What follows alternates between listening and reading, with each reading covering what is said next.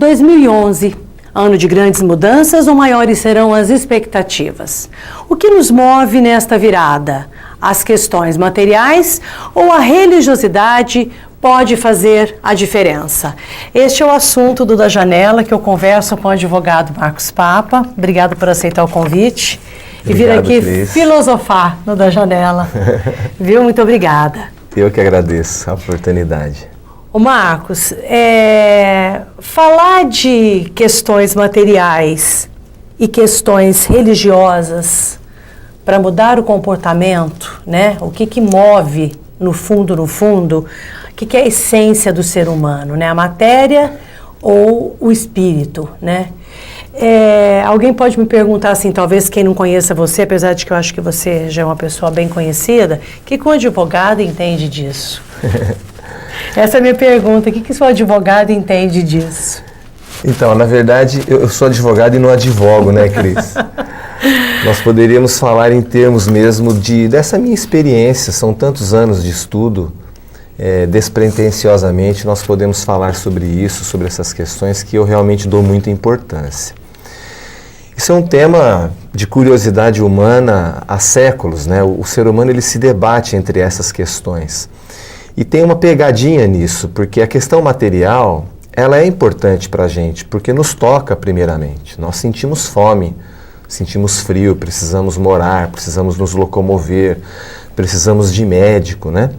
No entendimento dos espiritualistas, nós somos um espírito tendo uma vivência material. Eu creio que o grande segredo é nós aprendermos a calibrar isso, né? A calibrar essas questões. Até que ponto eu não estou convertendo a minha existência numa existência extremamente materialista e até que ponto também eu não estou desajustado enquanto eu estou convivendo num mundo material, mas com a cabeça só no mundo espiritual. Eu creio que o nosso desafio é equilibrar isso com uma sabedoria onde eu possa, acumulando esses valores éticos que a minha religiosidade me permite, me abre as janelas desse universo infinito, aproveitando esse patrimônio de valores que eu conquisto, viver a experiência material de uma forma intensa, mas de uma forma ética. Eu fiz essa provocação inicial aí, brincando com você, né? O que um advogado entende disso? É uma brincadeira, obviamente, claro que uma coisa é certa, né? O convite foi feito a você para vir aqui no Da Janela falar sobre isso, justamente porque por uma questão mais espiritual do que material. Você pode ter certeza disso. E disso eu fico à vontade para falar, porque é minha paixão desde a infância, né? Isso realmente... Eu fico muito à vontade de conversar com você e com todos que estão assistindo a gente pela TV ou na Hercos. Eu entendo que quanto mais nós fizermos lançar o nosso olhar para essa questão, para a visão panorâmica da existência, que é o que nós chamamos, nós entendemos que nós seremos mais serenos, mais atentos a esses valores essenciais e, consequentemente, mais felizes. Que é o que todo mundo deseja, todos nós aspiramos pela felicidade. Todos. No entanto, fica essa questão se contrapondo, né? A materialidade e a espiritualidade, a materialidade e a espiritualidade. E nós percebemos, isso não é de hoje que nós percebemos, que a nossa sociedade, ela cultua muito, né? O bezerro de ouro da nossa sociedade contemporânea é o ter e não o ser. Não o ser. Isso aí é uma doença da nossa sociedade, eu classifico como isso mesmo, porque é um ponto de vista que remete o ser humano muito ao egoísmo, muito ao orgulho, muito na dimensão de um sentimento que mais rebaixa do que eleva. O contraponto da fraternidade, da amorosidade, da humildade, da caridade, que as pessoas precisam entender como valores universais, fazendo uma introspecção, entendendo esses valores como valores a serem conquistados, porque não são fáceis. A informação eu conquisto facilmente, né? Eu assisto a TV, vejo um livro, um filme, um jornal, estudo, e isso é muito bom, a informação é muito bom, mas eu tenho mais facilidade de absorver uma informação do que absorver um valor, por exemplo, da lealdade. Qual que é o teu histórico? Você é nascido em Ribeirão? Sou nascido em Ribeirão, em 66. 66. Então eu vou deixar só você falar o teu ano, tá? O meu eu não vou dizer não. E você disse assim, desde criança eu tenho essa relação, a relação que você está dizendo é a relação dessa proximidade com o lado espiritual, é isso? É, porque o meu tio-avô... Qual que é a tua história? O meu tio-avô, o senhor José Papa, a minha família, meu bisavô chegou em Ribeirão Preto há 100 anos, né? O Teodoro Papa, que dá o nome ao Memorial das Palmeiras, lá na Jerônimo Gonçalves. O filho dele, o José Papa, foi um dos fundadores da Unificação Kardecista em Ribeirão Preto e presidente durante décadas. E na minha infância eu sempre fiz a evangelização infantil e sempre tive essa vivência dentro da sociedade espírita. Faço palestras, promovo estudos, participo de grupos de estudos há muitos anos. Então eu fico à vontade para falar desse tema, é um tema que eu gosto. Eu acho muito importante nós despertarmos a atenção para isso, fugindo dessa visão consumista, dessa visão de status, dessa visão de ter, e buscando mais a serenidade através do ser. E uma coisa importante que você está colocando aí é assim, às vezes a pessoa fala assim, nossa, mas como é que aquela pessoa consegue fazer tantas coisas, ajudar? Assim, a gente precisa começar a repensar também o sentido da vida se você não faz nada para o próximo, né? Essa pesquisa que a ACI de Ribeirão Preto publicou, que 88% das pessoas não se envolvem com ações voluntárias, só 12% da população em Ribeirão Preto tem ações de voluntariado. Quando a gente fala de voluntariado, a gente tem que pensar também que uma ação voluntária, independente de você estar ligado a alguma entidade, claro. Às vezes o voluntariado de cuidar da sua rua e de ajudar, de sensibilizar pessoas ao seu lado para transformar um espaço, né? Uma série de coisas que a gente pode, não é? Perfeito. Eu faço sempre essa observação. Nós não precisamos... É que antecede o conceito de voluntariado, ele é antecedido pelo valor da caridade. E não é ser piegas, mas se você entende que você tem algo para dar, seja o que for, né? Se você entende que existem pessoas no mundo que não têm o que você tem e que poderiam viver melhor, se você fizesse um movimento em direção a essas pessoas, esse é o conceito de caridade. E aí eu posso fazer caridade o dia inteiro. O dia inteiro? O dia inteiro, porque se eu estou no meu trabalho e eu sei lidar com uma ferramenta de informática, por exemplo, que o meu colega não sabe, se eu tiver paciência de ensinar, eu estou fazendo caridade. É uma ação voluntária. Eu estou me movimentando voluntariamente em levar para você uma coisa que eu já sei. Eu posso fazer isso com o meu familiar, com o meu vovô, com a minha vovó que estão em casa, com a minha mãe, com o meu pai, precisando interagir pela internet, que hoje abriu para o mundo o conhecimento, né? Eu tenho parentes no Canadá, na França, ensinando a minha mãe a mover essas redes sociais de comunicação, mostrando as fotos, né? Então, é uma ação voluntária? É uma ação voluntária. A gente não precisa estar dentro de uma instituição de caridade. Porque existe, né, os conceitos, né, em que as pessoas ficam presas a determinadas, né, o que é caridade? Ela tem que estar ligada à religiosidade. O que é voluntário? Não necessariamente. Claro que não, né? É uma ação humana, posso falar, né? O nome dele, do Vinícius? Claro. Eu tenho um amigo Vinícius, quando você vê a rua que ele mora, a Washington Luiz, nos Campos Elíseos, o quarteirão da casa dele é inteiro arborizado. Foi ele que fez.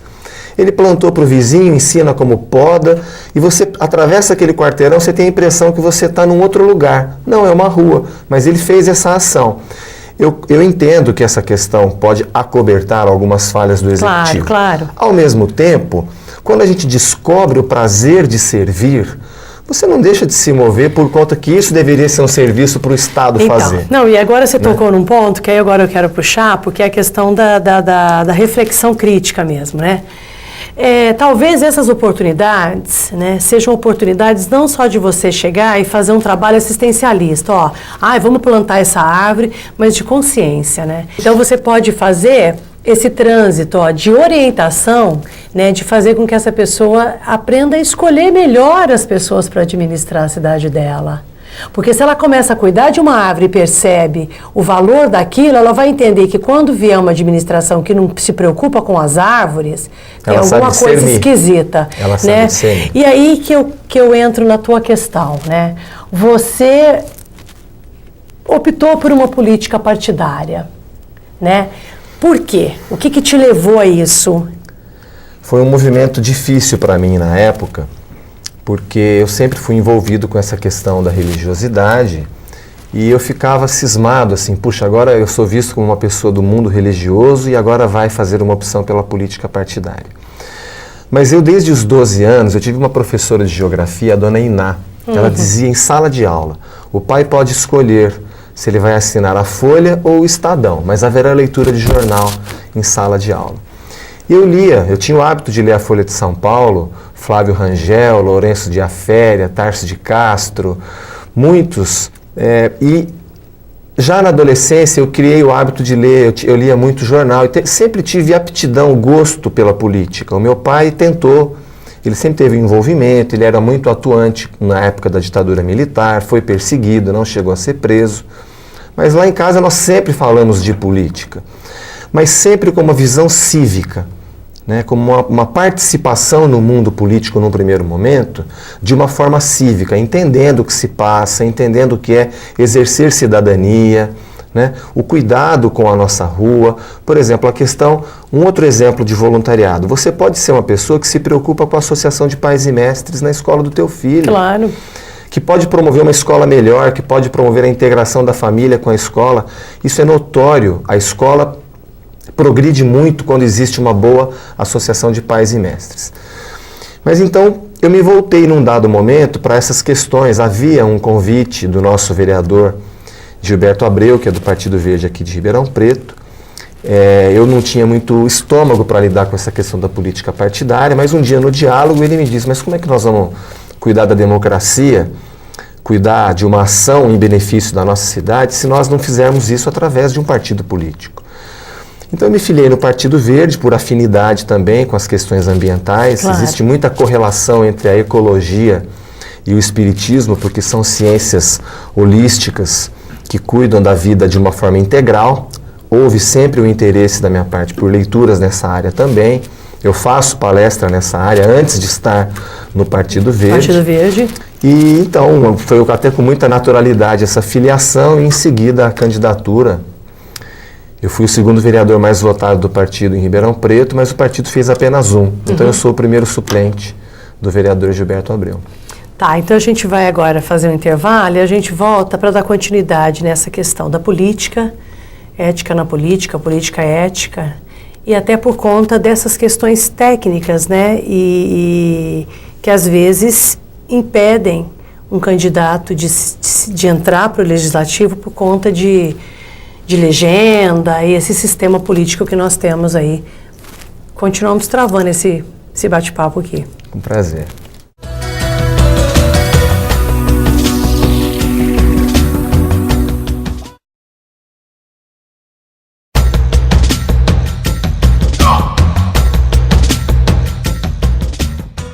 Ô Marcos, uma das coisas que você colocou aí, na hora que eu perguntei para você veio para a política por quê, né? Então existe realmente uma rejeição, a gente tem muita rejeição, né? Eu falo que a gente que está do lado de cá tentando fazer alguma coisa para mudar, não podemos generalizar que todos que estejam lá são ruins, mas a maioria né?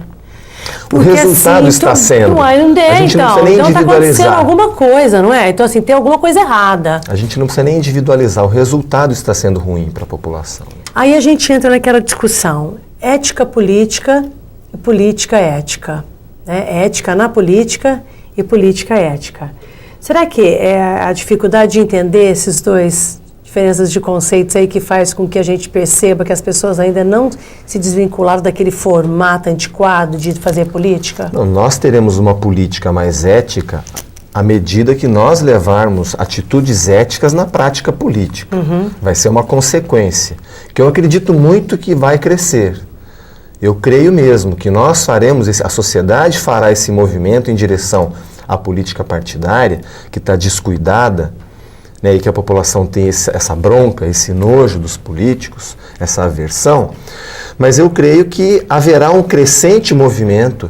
Você vê a questão da sustentabilidade, ela sensibiliza as pessoas, a qualidade de vida sensibiliza as pessoas, a necessidade de um transporte coletivo melhor sensibiliza as pessoas, e por conceitos pequenos que são importantes. Você pega a questão de abrigo de ônibus em Ribeirão Preto, não tem abrigo de ônibus. Nós temos 2.700 pontos de ônibus e só 500, 600 com banco e cobertura. E quem está esperando um ônibus não tem que ter um abrigo de ônibus? Tem que esperar no sol? Então, e quem que vai fazer isso? A sociedade precisa se envolver com as questões partidárias. E o gosto de fazer isso, ele surge quando você vê que você está lutando por um projeto. A alegria que você sente num trabalho voluntário, em benefício de uma instituição que você serve, ela é forte. O drama social, ele é imenso, você não vai mudar aquele drama social inteiro. Mas o fato de você estar servindo uma instituição que promove o ser humano, isso te traz felicidade. Se nós levarmos esse conceito para a prática política dentro de um partido, nós vamos experimentar a mesma alegria. O ambiente é mais difícil? É mais difícil, é muito mais difícil. Mas quando a gente lembra que a gente está fazendo isso em benefício do nosso bairro, em benefício da nossa cidade, nós encontramos forças para fazer. E o caminho para que tenha essa ética na política passa pelo indivíduo. Então, para mim, são conceitos que se misturam porque a religiosidade nos ajuda a construir conceitos éticos. E nós fazemos um movimento desses conceitos éticos para a nossa atividade profissional. Seja ela a medicina, seja ela o direito, seja ela a política, o jornalismo. Coisa. Nós vamos levar para a nossa atividade profissional as nossas conquistas, esses valores. E nós precisamos fazer esse movimento, sim, em direção à política partidária. É porque o que a gente percebe é, às vezes, a resistência de envolvimento de pessoas bacanas, né? Que poderiam contribuir de maneira, né, mesmo com tudo aquilo que a gente estava comentando aqui, o candidato teve mais voto, mas a legenda permitiu que outra pessoa fosse eleita. Às vezes você teve mais voto do que um outro candidato de outro partido e tem mais condições e você está fora e o outro, quer dizer, você falou, o PV só conseguiu eleger um. Então, né? Mas isso até, Cris, isso é uma coisa que a nossa democracia já tem e as outras democracias maduras também têm. O voto de legenda, ele é uma conquista das democracias maduras, mas a nossa democracia falta alguma coisa para complementar isso. Nós já tivemos o Instituto da Fidelidade Partidária, que nós não tínhamos.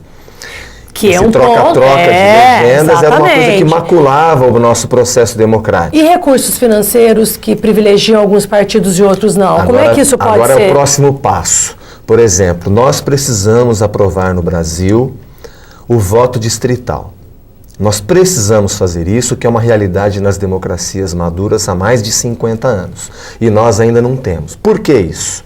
Porque isso guarda uma relação com o valor exorbitante das campanhas políticas. Né? Por que guarda valor? Eu posso ser um candidato de São Paulo que vem fazer campanha em Ribeirão Preto, gasto uma fortuna pagando correligionários, pagando cabo eleitoral, né? E tenho aqui em Ribeirão Preto 5, 10 mil votos, isso ajuda a me eleger, mas eu volto para São Paulo, volto para minha cidade distante e não quero saber de Ribeirão Preto. Isso aconteceu demais nessa eleição, nessa cidade. Se nós já tivéssemos o voto distrital misto de preferência, isso já não teria acontecido. Por quê? Nós vamos disputar com candidatos da nossa região. O que a gente percebe também, contrapondo o que você está colocando aí, muitas vezes alguns candidatos vieram aqui e pegaram o voto da região, porque os que estão aqui não foram competentes com relação à realização das políticas públicas e dos projetos. Com certeza. Eu tenho sérias críticas a muitos candidatos que nascem aqui que não realizam, que fazem parte do processo corrupto. A pessoa é daqui, mas ela não tem uma ação pública concreta. Não, você tem razão. Ela continua tendo ação pública do individual, não do coletivo, tá? Ela está lá para resolver o problema político e partidário dela e mais ninguém. Esses candidatos, eu prefiro que seja de fora do que seja daqui. Porque, você concorda? O que você fala é uma verdade, mas eu insisto, a nossa democracia precisa evoluir para o voto distrital para que o eleitor possa comparar o candidato da sua cidade, da sua região. E aí cobrar. Porque aí o candidato que perdeu, ele vai também ajudar o eleitor a cobrar aquele que ganhou. Exatamente. Porque está dentro da mesma região. E isso nos países desenvolvidos se estende até a vereança. O vereador se candidata pelo distrito. Ele não pode se candidatar por todos os bairros da cidade. Ele vai representar um bairro, um distrito. E aí é mais fácil de você cobrar. E porque dar conta de tudo também é impossível. Agora, se vem de tudo, meio ambiente, então, Todo mundo ama o meio ambiente. Todo mundo ama o meio ambiente. Aliás, é uma das questões também que a gente tem que tocar aqui, dessa mudança que você colocou, né? Que as coisas vão acontecer. Então, tá aí o exemplo da Marina, né? Notório. VUPT. Agora, a presidente, né, é a Dilma. Então é para ela que nós vamos torcer. Estamos torcendo para que dê tudo certo, porque afinal de contas deu errado com ela, deu errado com a gente. Mas a Marina trouxe uma leitura diferente do que eu estava imaginando, principalmente com relação aos jovens. E eu sei que você tem uma proximidade muito grande com os universitários, com os jovens. Existe uma relação, muito. Né? Você foi candidato a deputado estadual, você deve ter sentido isso. Fala um pouco disso, Marcos. Foi assim, com muita felicidade que eu vi o público jovem. A gente fala que, eu escuto algumas pessoas dizendo que essa juventude está alienada e tal, mas perceba que não é. A multidão de jovens que viu na Marina Silva uma opção, uma alternativa, usando uma expressão que o Caetano Veloso usava, né? A Marina Silva é uma alternativa. E o movimento dela já produziu efeitos. Ela não ganhou a eleição, mas tem uma entrevista curiosíssima do ex-ministro Carlos Mink, que ele dizia, olha, o fato da Marina ser candidata já está me ajudando no governo. Aí perguntaram, como assim? Ele falou, eu perdia todas as discussões na área ambiental, eu perdia para o Lula e para a Dilma. Né? O Lula até chegou a declarar que se precisasse acabar com o cerrado para aumentar a plantação de soja, ele era a favor de derrubar o cerrado. Ele disse isso e o Gilberto Carvalho, na revista Veja, corroborou a declaração do presidente. E o ministro Carlos Mink disse que a partir da candidatura da Marina Silva, qualquer assunto que ele tinha para falar na área ambiental com o governo, ele ganhava da Dilma, ele ganhava do Lula. Então já foi um movimento transformador. Claro, poder de transformação, ação, né? O Brasil foi o único país do mundo a mandar todos os candidatos a presidente para a COP15 em Copenhague, a Convenção do Clima. Nós tínhamos os 3. O mundo perguntou, nossa, mas os brasileiros dão tanto valor assim às questões ambientais? Mas a Marina confirmou presença. Em seguida, o Lula designa a Dilma como líder da delegação brasileira para a Convenção de Copenhague e também o Serra vai. Antes disso, inclusive, o Serra consegue aprovar uma lei no estado de São Paulo muito positiva. A indústria paulista é obrigada, por lei, a reduzir a emissão de carbono em 20%. Isso antecedeu a Conferência de Copenhague. Aí a Dilma vai para a Conferência de Copenhague e diz, não, o Brasil vai reduzir em 33%. Ela coloca um desafio maior do que São Paulo. Só que São Paulo já é lei. Tá. E o governador teve que se desgastar politicamente porque a Fiesp não queria. E não por mal, porque é uma mudança de mentalidade, né? Vai trazer um custo para a indústria paulista? É evidente que sim. Mas como sempre, São Paulo sai na frente. A lei foi aprovada e a indústria paulista está dando um exemplo para o Brasil que é importante. Ou nós mudamos o nosso comportamento de produção, nosso modo de produção, para um modo de produção sustentável, ou nós vamos assistir o que está acontecendo. O atual modelo é insustentável. Marcos, você é secretário de formação do PV, né? Vamos falar do nosso quintal. Vamos. Né? Qual que é a maior preocupação ambiental de Ribeirão Preto atualmente? Olha, eu tenho uma preocupação, o Partido Verde em Ribeirão Preto tem uma preocupação hoje muito elevada com a questão do nosso antigo lixão, o nosso aterro sanitário que foi encerrado. Ele está fechado, mas é um passivo ambiental. O que é um passivo ambiental? Nós estamos lá com aquele lixão a céu aberto, arremessando uma quantidade de metano para a atmosfera que nós respiramos aqui em Ribeirão Preto. Né? Quem passa ali do lado da rodovia que vai para Dumont vê a quantidade de urubus que tem ali. Isso não é bom do ponto de vista da saúde pública. O metano é 23 vezes mais poluente do que o gás carbônico. Então nós precisamos resolver a questão desse passivo ambiental de alguma forma. Nós precisamos em Ribeirão a questão do tratamento de esgoto. Existe um número que é oficial, que é em torno de 98%, e até a prefeita está na Espanha agora sendo premiada, porque Ribeirão faz o tratamento de esgoto, mas também existem números que apontam para 80%. Nós precisamos resolver isso. A questão de Ribeirão Preto ter um plano de arborização urbana. Peraí, só interrompendo, no caso do esgoto, você tocou na questão da lei dos resíduos sólidos nacional, né?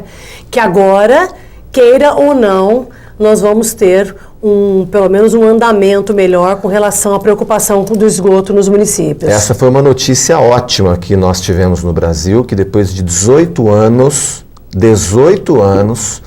a Política Nacional de Resíduos Sólidos estava parada no Congresso Nacional, o Senado aprovou, o presidente sancionou o que o Senado aprovou, então agora não vai mais ser questão do prefeito querer, o governador querer ou não fazer. Ele vai ter que implementar, regulamentar no Estado e no município essa política e implementar. E ela versa sobre tudo, desde como lidar com os aterros sanitários, né, até a questão do esgoto. Então hoje nós temos uma política nacional definida e isso foi uma notícia boa que nós tivemos. Agora a sociedade tem que ficar atenta a quê? A regulamentação e a aplicação dessas leis.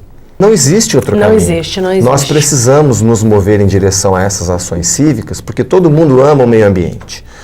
Você não vê um político que fala que o meio ambiente é ruim. Não, todo mundo concorda. Todo mundo ama. Agora, que tem uma agenda positiva de ação nas questões ambientais é difícil. A atitude é que a gente não está vendo muito, né? Toda essa transformação, ela está diretamente ligada com a nossa transformação, né? De cada indivíduo. Talvez aí que entra aquela história da religiosidade, da aproximação espiritual, da reflexão, né? A transformação nossa, para a gente poder transformar o que está fora e o que está ao nosso lado, né, Marco? Isso é importante. Eu aprendi o caminho da religiosidade, mas algumas pessoas aprenderam a ser ético por amor à ética, por entender. Eu entendo isso como uma conquista espiritual. Às vezes a própria pessoa não acredita em Deus, não acredita nos valores crísticos que estão elencados lá nos evangelhos, mas eu acredito que isso é uma evolução conquistada no decorrer dos séculos por essa criatura de Deus que nós somos, né? Velhos viajantes milenares desse universo infinito, e que nós trazemos essa bagagem, é o que nos diferencia. Nós sabemos que as pessoas que são envolvidas em ações voluntárias ficam menos doentes, faltam menos ao trabalho, são mais produtivas, são mais criativas. Então é um convite que nós fazemos a essa reformulação de valores, entendendo realmente, tendo essa visão panorâmica da vida. Nós teremos alguns anos de experiência material em direção de uma vida espiritual, uma eternidade que nos aguarda. Mas que nós não nos equivoquemos. Nós somos espíritos eternos, nesse momento, necessitados de uma experiência material. E quanto mais rica for essa experiência nesse momento, maior será o nosso crescimento. Tá ok. Obrigada pela entrevista. Eu que agradeço, Cris, a oportunidade de estar com você aqui na TV UNAERP.